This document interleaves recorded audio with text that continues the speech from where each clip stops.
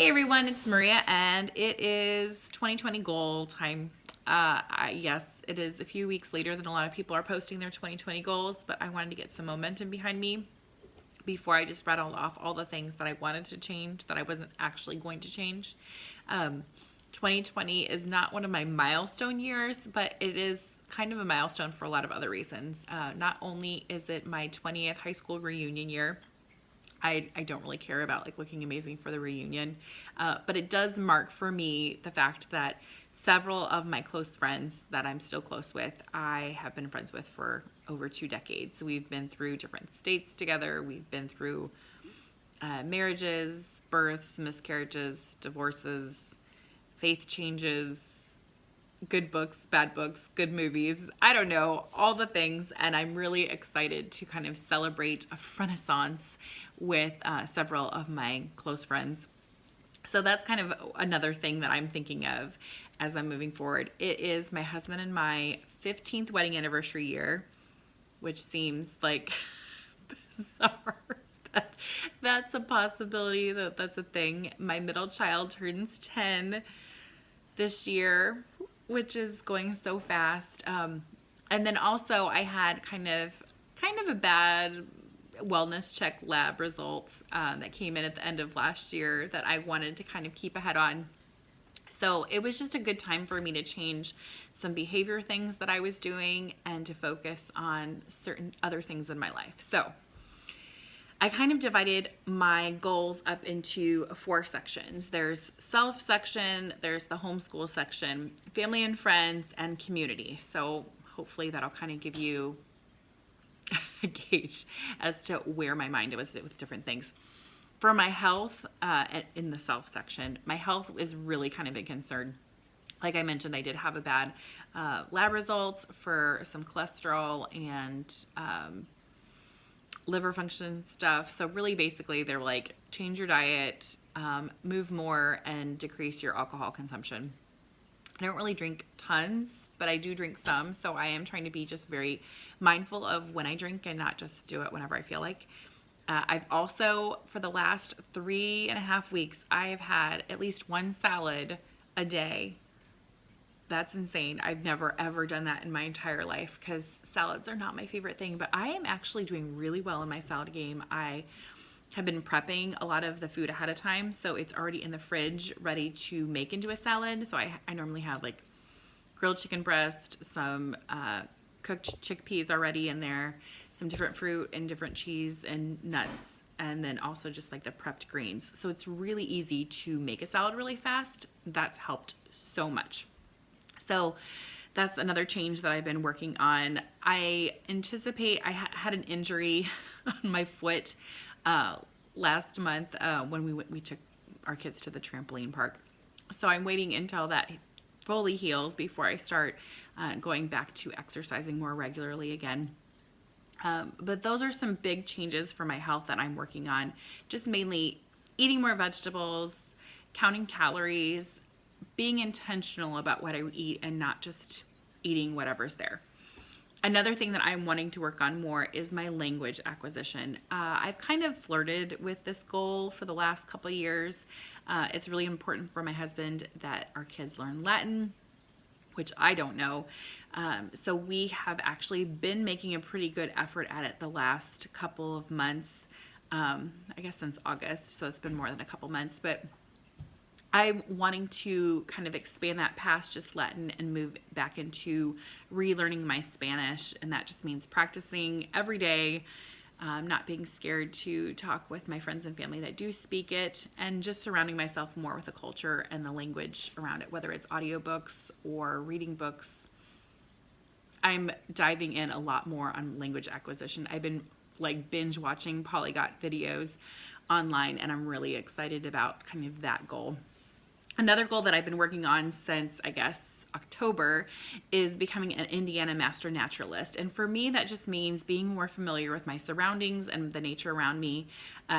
It means also picking up some other books and podcasts on nature that I haven't really paid as much attention to in the past, because I want to be able to be a good teacher for my kids when it comes to our natural surroundings around us, and not just generically, but like what actually is in my own personal home community.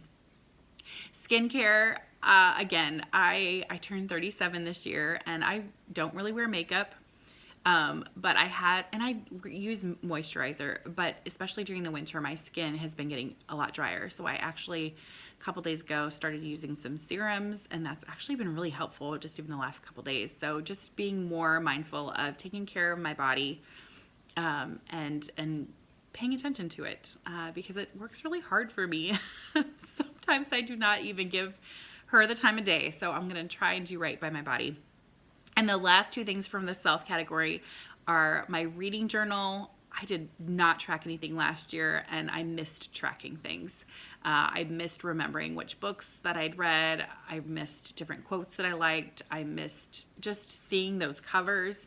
So I will share with you in an upcoming video about how I'm doing that. And then also just working on my art. I haven't done as much with learning the watercolor for nature stuff, as well as portraits that I want to work on. I have a couple different nature journaling and portrait learning books, but my goal for the end of the year is to have at least a pretty big chunk of a nature journal filled out, as well as an art journal that just has random sketches of everyday life in it. I've already kind of got it going on it, and it's been really fun to document my life in that way. A goal for myself for the end of the year, other than having those journals, is I would like to do a really nice watercolor portrait of my family to put on the wall, because I honestly don't want to pay money for it when I think I can do it myself. And I think it'd be really fun. So those are my self goals. For school, I just want more consistency. I'm pretty sure I'm an Enneagram 7. I haven't gone full force in on all the testing and reading all the books, but according to all my friends and all of the tests and the books that I have read, I'm pretty sure I'm a 7, which means that I like variety and I like moving around and doing lots of different things. So it is very difficult when I'm trying to finalize a homeschool plan with my, who I'm pretty sure is more of a perfectionist husband who likes structure and consistency. So my best, after how long I've been homeschooling, I guess it's been probably about 6-7 years. Oh my gosh. I came up with kind of a flow, and it's not anything new, but just January to May, where I have the different subjects laid out and different things I do. So it's enough variety in here. I don't know if you can see or not, but it's enough variety so I don't feel bogged down in everything.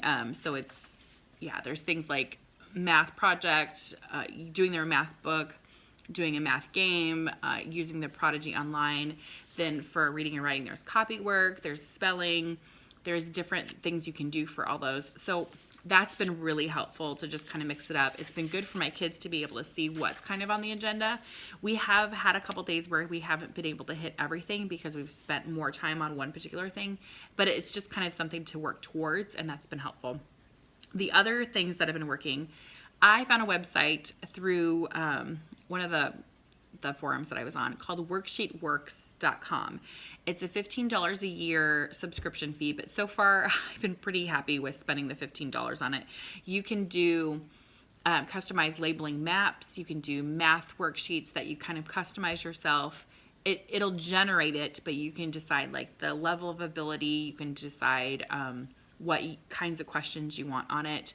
There's the ones for language arts. You could do word searches. So that's been really fun because I've had my boys do spelling. There's spelling words that I've made up. And basically for spelling, I just kind of use whatever's in their copy work for their reading that week, as well as any science or history words that I think are important that they don't know yet. So I do a word search for that. There's handwriting copy work practice. You can do either like tracing or writing underneath it for both cursive and print, and italics for pre-cursive people. That's been awesome. I've even printed out a couple of their favorite quotes from TV shows.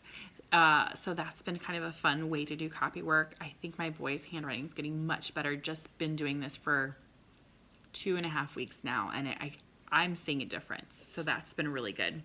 And it's at least making them, again, be more consistent with something that I have a hard time pushing consistency because I'm not consistent on things. The other thing that I wanted to incorporate this year for school is longer projects. Like we're going to be doing a paper mache human body. Still not quite sure exactly how that'll work out. We're going to work on it together. And then also, this is the first year I ordered the CAT, the California Achievement Test, to kind of test where my boys are on things. I know they start at second grade. I've not been a huge fan of standardized testing, but my husband really wants to do it, and I honestly, it's because I'm insecure, and that's what it is. I'm insecure about what holes I might have in their education, but knowledge is power, and it's okay to be scared and to test your kids and see if you need to work on something. So I'm owning that. Thank you, Brené Brown, for all the work you're doing on my life. Other goals I have, family and friends, like I mentioned before, it's kind of a renaissance year. So I specifically went through our entire calendar and blocked out a few different getaway dates that I have with friends. So that's exciting. I put on there we're doing mother-daughter camp, and we also have a father-son camp we're going to. And then we're going to try and do some camping at some state parks this year. So that's been really kind of nice to have already on the calendar, so I can kind of see what's there and what we're signing up for, so I don't push too much in 1 month. The other thing that I want to do more this year is writing more letters and postcards to my friends, because life is hard and it's good to get things in the mail. So I've already started doing that. I sent out a huge batch of cards last week. I want to do it again this week. Just pick one day to just write a whole bunch out and get them in the mail and feel good about it. So that's really fun. And then the last section is community. So I want to buy more local, handmade, thrifted items. So I've started switching over my Amazon wish list over to which is mainly books and a few other things. But the books, I'm moving over to betterworldbooks.com. They donate some of their proceeds. They are actually an Indiana company, but they ship everywhere. They have free shipping. Most everything on there is used. You actually have pretty good prices, oftentimes better than Amazon. It's a win-win for everybody, and so I've kind of switched over to having my wish list there, and I'm going to be handing that out at my birthday time instead of my Amazon wish list, which is a lot easier to do. The other thing is getting involved with candidates that I believe in. Obviously, 2020 is an election year, which means dumpster fire, and I'm going to try and stay positive by working towards what I believe in. Read more books about activism rooted in love. That means like books by activists like MLK Jr. or about activists. So I have kind of, again, some more hope infused into my life because I need that so much. And then just spend less money so I can give back more to organizations that I appreciate, agree with. So yeah, I'm just trying to make 2020 more of an overall wholehearted wholeness journey for me because I need it, especially in a dumpster fire election year. So I would like to know in the comments below what you think of these goals. I didn't really talk much about what my goals for the channel are because it's kind of a new discovery year. I want to do some videos on books that I'm reading because I love doing that. I want to do a couple of videos on homeschool things that I'm doing and projects, but I also want to include some videos on things that I'm learning, whether it's through my activism, whether it's learning to do a project with my art or with languages. I'm not exactly quite sure. So this is where I'm going to ask you to kind of trust me and be okay with my format changing a little bit just because I need it to change a little bit. It's not all going to be book wrap-ups. Sometimes it will be, sometimes it won't be. Sometimes it won't. Man, my brain today. But if you have anything you specifically want to see things on, whether it's when I did my no-buy year and what I learned from that, whether it's sustainability, whether it's cooking or crafting or organizing photo books, parenting advice or lessons that I've learned at least, relationship advice, or again, where I've messed up and learned stuff, I would love to share that with you. So just let me know in the comments what you're interested in seeing because I would love to put content out there that you find value in. So with that, I will go ahead and say goodbye. I do continue planning on doing my good lists and things that I'm appreciating because that was really fun. So I will talk to you later. Bye.